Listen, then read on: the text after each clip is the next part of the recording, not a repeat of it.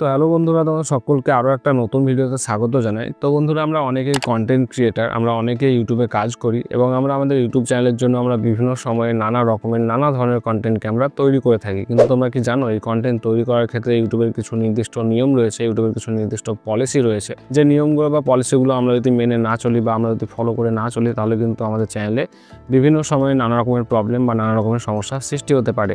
তাই আজকের এই ভিডিওতে আমরা আলোচনা করবো ইউটিউবের ভায়োলেন্ট আর গ্রাফিক কন্টেন্ট পলিসিকে নিয়ে, যে ইউটিউবের ভায়োলেন্ট আর গ্রাফিক কন্টেন্ট পলিসি কী বা এই পলিসির উদ্দেশ্যটাই বা কী, এবং কেন আমাদের সকলকে ইউটিউবের এই ভায়োলেন্ট আর গ্রাফিক কন্টেন্ট পলিসিকে মেনে চলা প্রয়োজন। তো এর আগের ভিডিওতে আমরা আলোচনা করেছিলাম ইউটিউবের কন্টেন্ট পলিসিকে নিয়ে, যে ইউটিউবের কন্টেন্ট পলিসিতে আমাদের ওভারঅল কোন কোন বিষয়গুলোকে মাথায় রেখে কাজ করা প্রয়োজন বা ওভারঅল আমাদের কোন কোন বিষয়গুলোকে খেয়াল রেখে আমাদের কন্টেন্টকে তৈরি করা প্রয়োজন। তো আজকের এই ভিডিওতে আমরা আলোচনা করবো ইউটিউবের কন্টেন্ট পলিসির আন্ডারে একটা পার্ট রয়েছে ইউটিউবের ভায়োলেন্ট আর গ্রাফিক কন্টেন্ট পলিসি। তো আজকের এই ভিডিওতে আমরা ইউটিউবের ভায়োলেন্ট আর গ্রাফিক কন্টেন্ট পলিসিকে নিয়ে আমরা ডিটেলসে বিস্তারিত আলোচনা করব।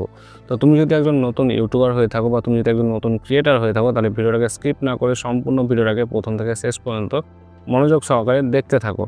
তাহলে তুমি বুঝতে পারবে যে ইউটিউবের ভায়োলেন্ট আর গ্রাফিক কন্টেন্ট পলিসির গুরুত্ব কী এবং কেন আমাদের সকলকে ইউটিউবের এই ভায়োলেন্ট আর গ্রাফিক কন্টেন্ট পলিসিকে মেনে চলা প্রয়োজন। তো চলো আর দেরি না করে আজকে এই ভিডিওটাকে শুরু করা যায়। প্রথমেই তোমাদের সকলকে বলি যে আমি তোমাদের জন্য একটা নতুন সিরিজকে শুরু করেছি, আর এই সিরিজে তোমরা শিখতে পারবে ইউটিউবের সেই সমস্ত নিয়মকানুন, সেই সমস্ত পলিসি গাইডলাইন সম্পর্কে তোমরা এই সিরিজে শিখতে বা জানতে পারবে। তো তুমি যদি একজন নতুন ইউটিউবার বা নতুন ক্রিয়েটার হয়ে থাকো, তাহলে কিন্তু তোমাদের অবশ্যই ইউটিউবের সেই সমস্ত পলিসি গাইডলাইন্স এবং নিয়মকানুন সম্পর্কে ভালো মতো জানা বা শেখা প্রয়োজন। তো তোমরা যদি ইন্টারেস্টেড থাকো ইউটিউবের সেই সমস্ত পলিসি গাইডলাইন্স এবং নিয়মকানুন সম্পর্কে জানতে বা শিখতে, তাহলে অবশ্যই আমার চ্যানেলটাকে সাবস্ক্রাইব করে দিও এবং পাশে থাকা বেল আইকনটিকে প্রেস করে দিও। তো চলো এবার যাওয়া যাক ভিডিওর মেন টপিকে। তো এবার আমরা জানবো যে ভায়োলেন্ট আর গ্রাফিক কন্টেন্ট পলিসি বলতে কী বোঝানো হয়। তো দেখো, ভায়োলেন্ট আর গ্রাফিক কন্টেন্ট পলিসি বলতে বোঝানো হয় এমন কোনো ছবি, পোস্ট বা ভিডিও যা মানুষের মনের মধ্যে ভয়, ভীতি বা আতঙ্কের সৃষ্টি করতে পারে বা তাদেরকে মানসিকভাবে ক্ষতিগ্রস্ত করতে পারে। যেমন প্রথমত তোমার বাস্তব জীবনের সহিংসতার দৃশ্য, যেমন যুদ্ধ বা মারামারি। তারপর দ্বিতীয়ত হচ্ছে তোমার রক্তপাত বা শারীরিক আঘাতের দৃশ্য। তারপর তৃতীয়ত হচ্ছে তোমার প্রাণীর প্রতি নির্যাতনের দৃশ্য। তারপর চতুর্থত এমন কোনো ভয়ঙ্কর বা আতঙ্কজনক দৃশ্য যা মানুষের মনে ভয় বা আতঙ্ক সৃষ্টি করতে পারে বা অস্বস্তি সৃষ্টি করতে পারে। তবে এই ধরনের কন্টেন্টগুলো তোমার যদি শিক্ষা, সংবাদ বা সচেতনতামূলক উদ্দেশ্যে তৈরি করা হয়, তবে তা শেয়ার করার আগে অবশ্যই তোমাকে ভিডিওর আগে একটা সতর্কবার্তা যোগ করতে হবে। এবার আমরা জানবো যে গ্রাফিক কন্টেন্ট পলিসির আসল উদ্দেশ্য কী। তো দেখো, গ্রাফিক কন্টেন্ট পলিসির আসল উদ্দেশ্য হচ্ছে, মূল উদ্দেশ্য হচ্ছে প্রথমত তোমার ইউটিউবের অডিয়েন্সদের বা ব্যবহারকারীদের সুরক্ষাকে নিশ্চিত করা। দ্বিতীয়ত হচ্ছে ইউটিউব প্ল্যাটফর্মটাকে একটা নিরাপদ বা ইতিবাচক প্ল্যাটফর্মে রূপান্তর করা। এবং তৃতীয়ত হচ্ছে এমন কন্টেন্টগুলোকে এড়িয়ে চলা যা তোমার মানসিকভাবে ক্ষতিকর এবং তোমার আতঙ্কজনক হতে পারে। তো এইগুলোই হচ্ছে ইউটিউবের ভায়োলেন্ট আর গ্রাফিক কন্টেন্ট পলিসির আসল বা মূল উদ্দেশ্য। এবার আমরা জানবো যে কীভাবে আমরা ভায়োলেন্ট আর গ্রাফিক কন্টেন্ট পলিসিকে মেনে চলবো। তো প্রথমত আমাদেরকে ইউটিউবের কমিউনিটি গাইডলাইন্সকে ভালো মতো পড়তে হবে, ভালো মতো জানতে হবে। দ্বিতীয়ত আমাদেরকে সহিংসতার দৃশ্য বা ভাষা আমাদেরকে এড়িয়ে চলতে হবে। এবং তৃতীয়ত আমাদেরকে যদি কোনো গ্রাফিক কন্টেন্ট শেয়ার করতে হয়, তবে অবশ্যই সেটা তোমার প্রাসঙ্গিক এবং শিক্ষামূলক হতে হবে। এবং চতুর্থত আমাদেরকে আমাদের ভিডিওর পূর্বে একটা সতর্কবার্তা যোগ করতে হবে।